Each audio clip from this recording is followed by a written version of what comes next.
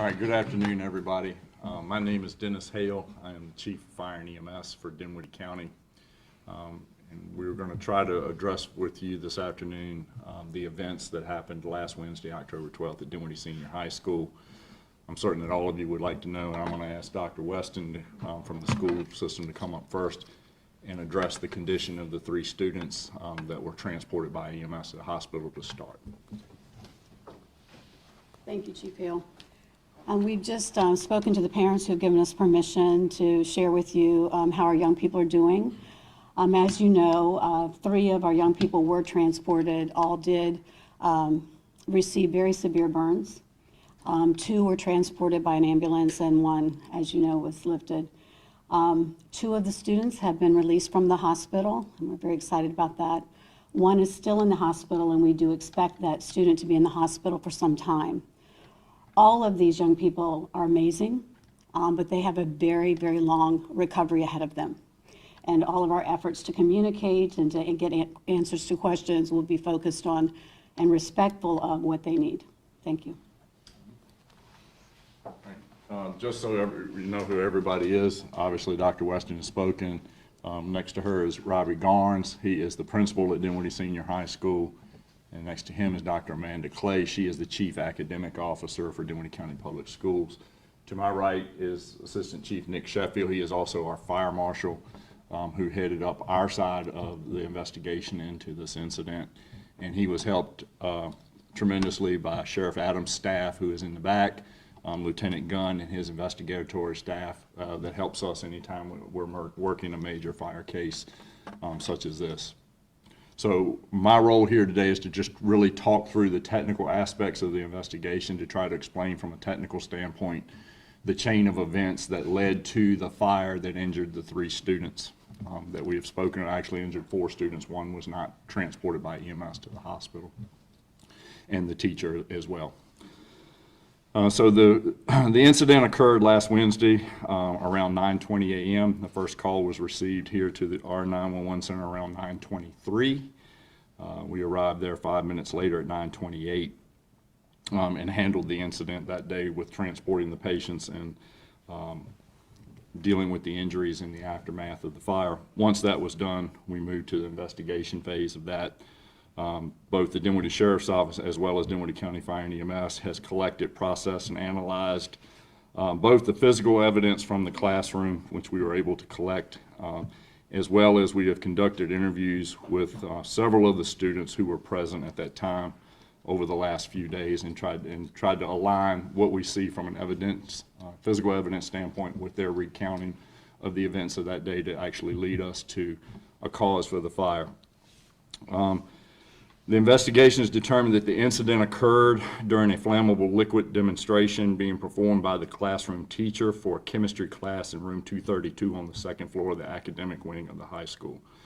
The teacher was located at the front of the room at an open-top desk for that demonstration. There were 19 students present in the classroom. They were seated in their desk throughout the classroom at the time of the demonstration. The demonstration was being conducted using methyl alcohol, or methanol. That demonstration involved placing methanol in an open-top beaker with water and igniting it using a smoldering wooden splint. The demonstration had been conducted once, and the teacher was in the process of adding additional methanol from an open, narrow-neck, 1-gallon container. And we'll explain the reason for that specificity when we get there. He was trying to repeat the demonstration a second time. The methanol was being poured into the same beaker that had been used to perform the previous demonstration when the fire occurred. As the methanol was poured, the methanol vapor at the bottle opening caused a phenomenon known as flame jetting. Okay, flame jetting has caused a large amount of the methanol to be rapidly emitted from the bottle and ignite. This fire traveled diagonally across the front of the classroom approximately 10 feet until that flame reached the adjacent wall of the classroom, where it scorched a whiteboard and ignited some paper on the bulletin board there. The ignition source for that fire is believed to be the methanol that was still burning in the beaker from the first demonstration. If you know anything about methanol, it burns with a very pale blue flame, would have been probably pretty much invisible in the classroom lighting. So that they wouldn't, when they poured the methanol in, they would probably not have known that the methanol was still burning in the beaker from the first time.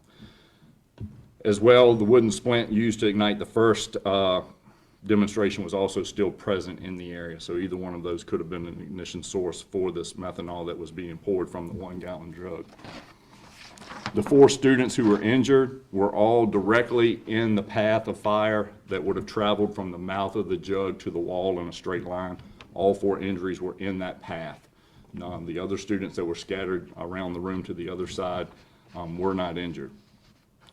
So some small amounts of ordinary combustibles were ignited in the same area as the fire travel, some paper, some other things that were present in the room. Those were extinguished quickly by staff using both a fire blanket and water from a shower in the room to put those out prior to fire department arrival. So when we arrived, the fire was out, and we immediately just began treating the injured students. So I want to talk a little bit about flame jetting, just so everybody is familiar with what it is. In our comments, I have a copy of all of the comments I just made up front here. There is a YouTube video link there that is a very good demonstration of what flame jetting is. It requires a particular set of conditions to occur. First, the flammable liquid needs to be in a narrow neck container. That's why I mentioned it before. This methanol was in a 1-gallon narrow neck jug, which would be very similar to what household bleach or windshield washer fluid or something like that would have been stored in. The container needs to have empty space above the fuel, which we believe this container was probably about half full at the time. And that allows the vapors being emitted from the methanol to collect between the methanol and the top of the jug. It gets trapped in that area because of the narrow neck of the bottle.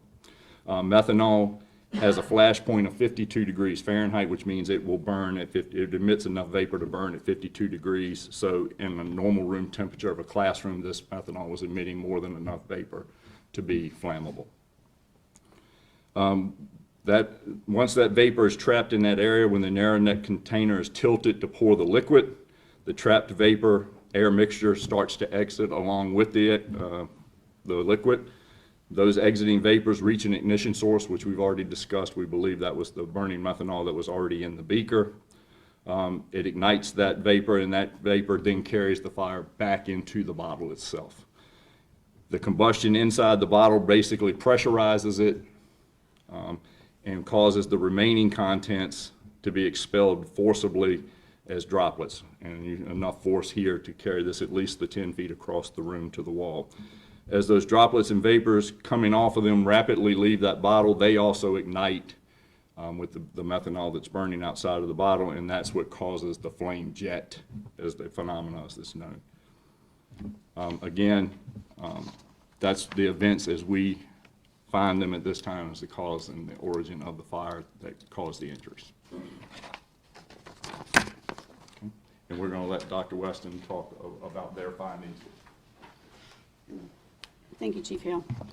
I would like to first start by saying that a week ago today, 19 families sent their young people to school, not knowing that the young people that would come home to them would be very different than the ones they sent here. And for that, we must and we will answer all questions relative to that. Some of those we can answer today. Not all of them we will be able to answer today. But in time, we will be able to answer all questions relative to this. I'd like to answer a couple of questions since we're really focusing on the what, as we outlined in last week's press release, that we would be very specific about knowing what were the events that led up to what happened in the classroom. There have been questions raised relative to was this a relevant exercise, or was the curriculum that was being taught on that day, is that something that's a state-approved curriculum? I can tell you that we have interviewed all of the students except for the ones that were transported, and all of them confirmed, as well as the lesson plan of the teacher, as well as what we found on the board in the classroom, do confirm that what he was teaching was Chemistry Standard 3. and that is specific to polar and nonpolar bonds. I will say that when it comes to the standards that are prescribed, what we ask the teachers to do is to then unpack the standards. So this particular standard says, understand and investigate. So what we want them to do is to unpack that standard to ensure that they provide the kinds of activities that certainly would engage our young people in learning. We do not prescribe the demonstrations that they use. We do not prescribe the experiments that they use. They work together as a team to figure out what's the most appropriate. Now, I can't speak to why this particular demonstration was chosen because we have yet to be able to speak to the teacher. But we will be able to get that in time. What I can tell you is that the use of methanol is an acceptable chemical to be found in a chemistry classroom. We were able to speak to one of the other chemistry teacher who was able to confirm for us that this would be something that you might expect to see in an experiment and or a demonstration, as long as it's done in a safe and controlled environment. All right, so from the school system's perspective, we're hearing this information. We were able to meet with Chief Hale and his team yesterday, so we're hearing this pretty much at the same time you're hearing it. We were able to speak with the families of the children that were transported because we want to always be communicating with them first and foremost, and so we met with them prior to this meeting. And so where we are as a school system, I can tell you what's going to happen next. Now that we know what happened specifically, we want to be able to answer questions about how does this fire take place in a classroom where we have safety protocols and expectations in place. So that's one question that we have. Why did this happen on that day? Why did we choose this specific demonstration? And more importantly, what are we going to do differently moving forward to ensure that this never happens again? As I said to you, we have not had the opportunity to speak to the teacher yet. We expect to do so in the next week and to have more information for you. I know that this is very important for you, and I do appreciate your patience and you being respectful of a process in which it's important for us to uncover facts about this situation. Thank you. And I think we're happy to try to answer as many questions as we possibly can today. Yes, sir. Yes, Dr. Weston, Bill Atkinson with the Robertson next to Petersburg. What safety precautions were put in place prior to the experiment? Was the teacher wearing any sort of protective equipment? Were the students who were close to where the experiment was taking place, did they have any sort of protection on? Okay, thank you for that. It's nice to see you in person. So what I can tell you as far as the safety protocols is that we do follow what Virginia Department of Education does provide for us. I believe that the last one came out in 2019, safety in the labs. They go through an annual training. We put the kids through an annual training. The teachers have checklists. There is a self-assessment checklist that the teachers are supposed to follow. For this specific incident, the students reported that there was no protective equipment that was worn during the demonstration. Is that standard protocol? No, it is not.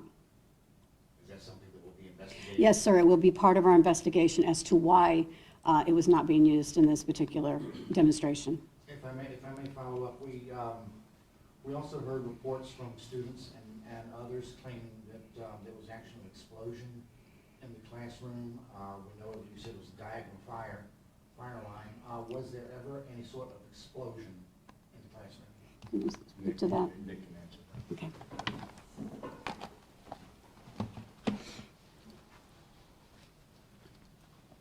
So we do not believe there was ever an explosion in the classroom. If you've ever been around gasoline and seen that ignite, you hear that noise of air as it ignites, right? And that's what we believe occurred in the classroom, but no explosion. Certainly we get that as a description quite often from folks who have witnessed fires. I think that's just, the terms that they use, but no explosion in the classroom. If you look at the YouTube video we're going to provide you and see what a flame jet actually looks like, you can see where they would have said that they saw an explosion. Speaking of YouTube videos, some students have brought to our attention that this teacher, this alleged teacher, has a YouTube account that he used quite frequently to post videos to kind of help aid the students, as well as some experiments. There were some videos at the day last Wednesday that showed like methanol rockets with kind of flames traveling towards students. You know, is that protocol first for your district? Is that allowed? Are those experiments that are allowed to be done? And why were they removed within 12 hours of this incident occurring? Yeah. So we are aware that he has a private YouTube account, and what he uses it for is to make certain that kids that miss lessons are able to keep up with the instruction. It's an advanced classroom. I am not aware as to, I do not know why they took those down. I have not been able to speak with him, so I can't speak to that as to why he took it down. Is the district going to be investigating those videos and those experiments specifically? Yes, ma'am. Yeah, sure. Do you know top of hand if things like methanol rockets are approved experiments in your district? I can't speak to that specifically. What I would need him to talk to me about is what context he was using that experiment in and what standard it's aligned to, and be able to have someone else with that chemistry background to help me through that. Did But anyone yes. ever bring to your attention concerns before this happened that he was doing these types of experiments in the classroom? No, sir. Has the instructor been placed on administrative leave? And if so, can you kind of further expound on the condition of the students who were released in the hospital and the one that's still in the hospital? I'm not going to, I've asked, the parents said that this is what they're comfortable having been released as far as the students go. I will tell you that he is on leave until further notice. Dr. Weston, can you share with us the ages of the students? No, I cannot. What's your protocol for placing this teacher on leave? What was the rationale leading up to it? How long will he be on leave? Is this paid, unpaid leave? I didn't say that I placed him on leave. He's on leave. Yes. Has there been any inspection of the safety equipment and safety protocols, such as the emergency showers and other protocols that are used to kind of make sure that when things like this happen, the most immediate care will be taken care of on things? Yes, sir. Do you want to speak to Mr.?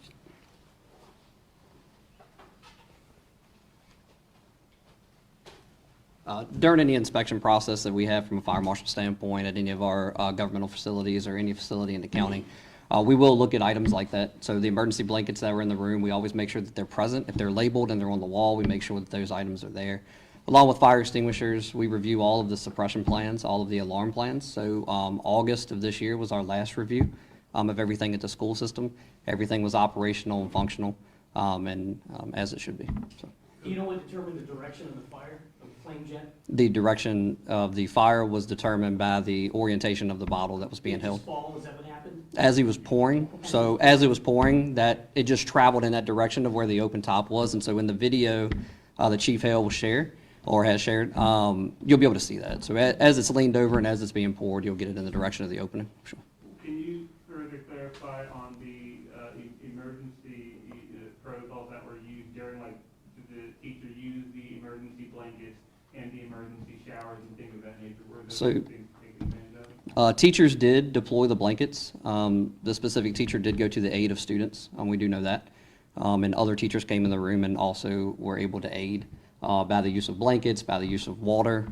The water that was dumped also was by a teacher, so that was dumped on the Did the fire. teacher suffer any personal injuries himself or herself? I can't speak to the teacher at this time. Are you guys able to talk about why the teacher hasn't been interviewed yet by the district? No, I'm not. Do you know if this experiment in particular has been conducted before, previous years, or is this a first? I do not. Will there be any potential charges brought forward with this teacher? I'm not aware of any. We know that one teacher was injured in this chemistry Yes. incident.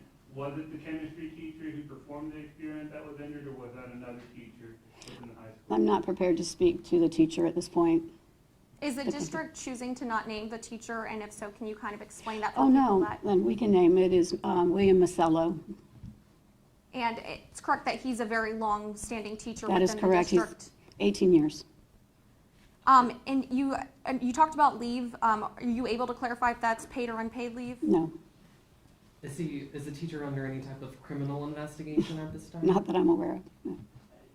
It was said that the reason methane was at the bottom and providing the blue flame is because it had been done before. Was it done before it had a clarification with the students there, or was it just done by the teacher himself before the students came in? No. He had actually done the whole demonstration previously, for almost immediately previously for the students. And he was adding the methanol to repeat the exact same demonstration a second time when the fire occurred. And to probably fully clarify with your safety equipment, it was deployed.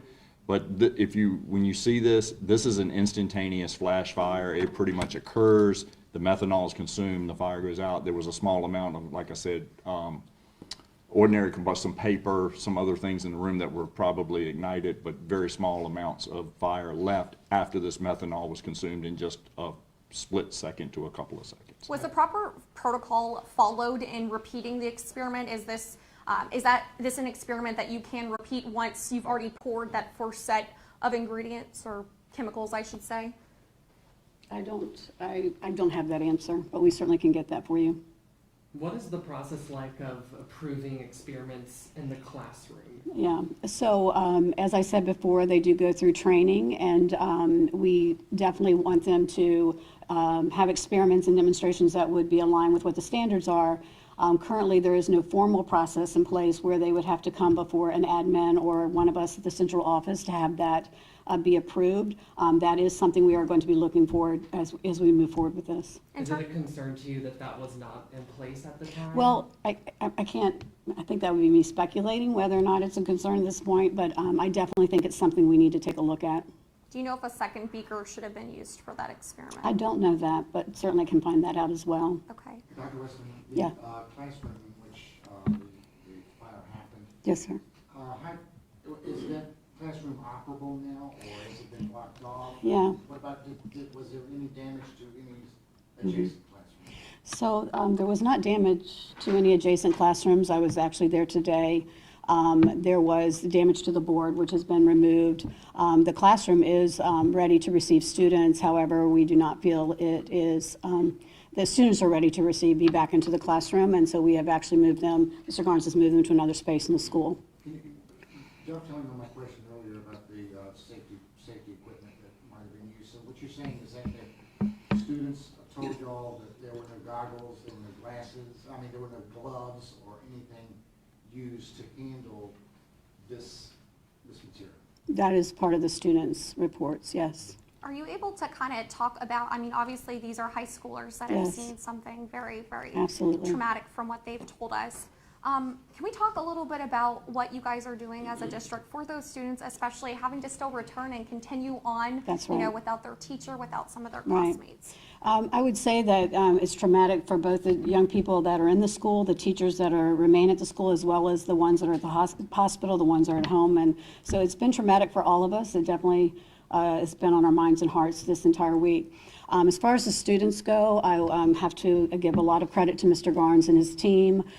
Certainly we use the next day as a day for all of us to regroup and to get the classroom and the school back ready to receive students, so that wouldn't be so traumatic. We sent messages out to the families. The very next day, Mr. Garnes and his team and the school board were all present to meet with all of the students. I believe you had 4 assemblies on that day. 2, it was 2, okay. Assemblies on that day so he could speak personally to the students and make sure he said, this is what happened. This is all we know about it in this moment. I want to make sure if you need anything, we're here for you. And Dr. Clay was able, we got all the social workers and the counselors from across the district there to meet not only with the young people of that classroom, but any of the young people who are friends of these students. And that's still ongoing as well as our counseling team was on site the day that the kids were still at home, and that is ongoing. Some of our families are taking advantage of some of the outside supports that we're providing as well. But I think this is going to be a long recovery process just for the school, and for young people to see and experience this, and for teachers who have worked with this teacher for a very long time as well. This is just a very traumatic experience all around. What would you say to parents who may be concerned, about their children partaking in science experiments or in science classes moving forward within your district? Right.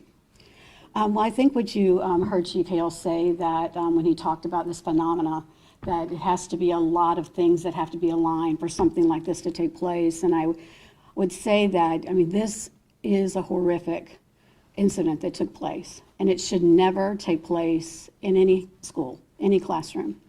But I would say that our classrooms are safe, our teachers are trained, our teachers understand safety protocols, our teachers come to school every day and do amazing things for our young people. And, you know, and so do we have work to do? Yes. And we're going to uncover what that work is. And they have my word that we're going to put things in place to make sure that something like this never happens again. Are all experiments able to still happen in other grades right now? So we are currently, well, this is the only chemistry classroom at the school. Right now, we're doing all virtual experiments in that classroom moving forward so that their instruction would not be interrupted. The other teachers are still using experiments, but in the chemistry classroom, we have them all on virtual right now. Safe to say that He is the only chemistry teacher we have right now. it's safe to say that there's been a replacement teacher. Yes, we were actually able, we have a long-term substitute in there, and we were actually able to secure whether a former chemistry teacher or a former chemist, yes, that is able to tutor our young people so that the instruction would continue. We also have one of our former chemistry teachers who works in the building who's tutoring our young people as well. Dr. Weston? Yeah. The Virginia Department of Education, are they conducting their own investigation of this, or are they relying on what you all say, or do you expect to hear more from them about this? They have reached out to us just to speak from a support place, as well as a reminder of safety protocols and do we need anything along those lines. And I would imagine in the days forward that they will continue to be there for us as well. Mr. Barnes, are you available to answer questions? Can you walk us through the moments, you're in the office, you and staff are in the office, it seems to be just a typical day, and then all this happens. Can you take us back to that time when you first got the word, and what does a school administration do when something like that happens? Well, first, before I answer that question, I just want to say thank you all for respecting the investigation. I also want to thank this community. And I also want to say that, you know, I have a school in trauma right now, but my students and staff have been very resilient.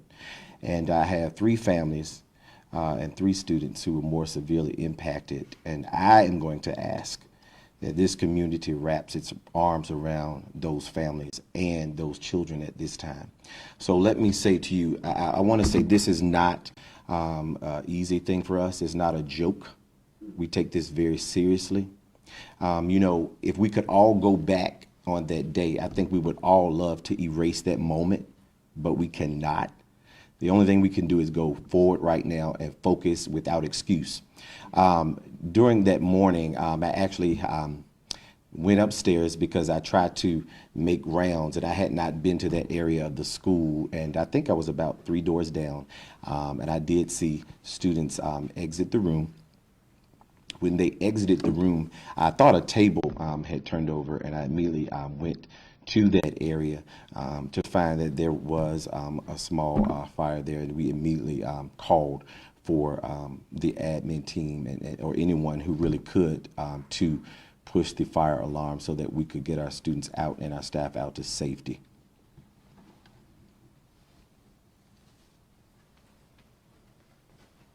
Dr. Weston, what can you tell us about, I know you identified the teacher, and they said he was 18-year veteran and all that. What can you say about his, have you heard from any of his peers about, you know, how they feel about him? Or is he very well respected among his peers? He is. He is. Have you guys had any reported incidents with this teacher in the past? That question has just been raised, and we're looking into that. None that I'm aware of, but we're looking into that. You know, we did hear some from families of some of the students affected that some of the safety protocol was not used as quickly as it could have been.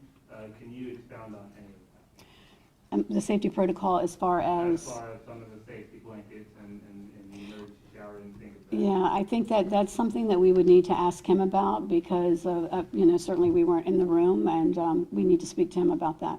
And we certainly can include that in our investigation moving forward. And not that we would want to rush this by any means, but is there any reason why you guys have not spoken directly with that chemistry instructor, given the fact that this is now over or about a week? In the same way that we've not spoken or interviewed the students that are also recovering, we need to be respectful of people and what they need in this moment. We are a school district that does value people, and we want to be focused on people first and foremost. The process, then we can initiate the process. So we're just trying to be focused on the people and what they need right in this moment. Dr. Weston, As you can imagine, it was very traumatic for him. Dr. Weston, this has got to be every educator's worst nightmare of something happening like this. What has the school administration and you in particular, what has been your personal and professional takeaways so far from this incident? Well, my personal takeaways would be that I think that at the end of the day, I've been employed by the school system to take care of young people, the grown-ups, and to make certain that I do that with fidelity and not leave anything to chance. And so what's kept me up most of the nights is like, what am I not doing and what do I need to do differently as a leader to ensure that I'm more intentional about what needs to take place in our classrooms and our schools. We have an amazing staff of people, and I'm very proud of that. But I think that for me, as I read through everything, as I've been scouring the safety journals, as I've been going through lesson plans, I've been reading statements, all of it. I've been reading through it through the lens of how can I be a better superintendent and a better person, and to make sure that this never happens again under my watch. And that I'm able to do and fulfill the responsibilities that the board has entrusted in me and the community has entrusted in me. All right. We have one more. Yeah, we talked a lot about these safety protocols and the equipment that should be used in these circumstances. I'm wondering, the equipment that should be used in this event, was it readily available and accessible? When you say safety equipment, are you referring to the safety equipment for the students and the teacher, or the general safety equipment of the building? Well, the students have reported that the equipment that should be used, goggles and gloves, whatnot, were not used in this circumstances. Were they They were, I think you've already answered. yeah, they were there. They're there. They were just not used. Inside the case was still the goggles and those things. They were there. Were they not used in the first experiment also? I'm sorry? Were they not used in the first time? According to the student statements, they were not used that And day. just finally to clarify, as far as investigating still, are you guys done on your end and still investigating on yours, just to kind of clarify? Yeah. We're cause and origin, we're done. Okay, We have a ways to go. It's just Okay. more or less. We have- Is the sheriff's office still involved with the investigation? Yes, they are. All right, anybody that wants the notes from ours that has that YouTube link in it, those are up front. And we'll be sharing ours. We were waiting for permission from the parents to put so we'll be sharing ours as soon as we get back to the office. thank you so much. Thank We you all so appreciate much. it. Appreciate you.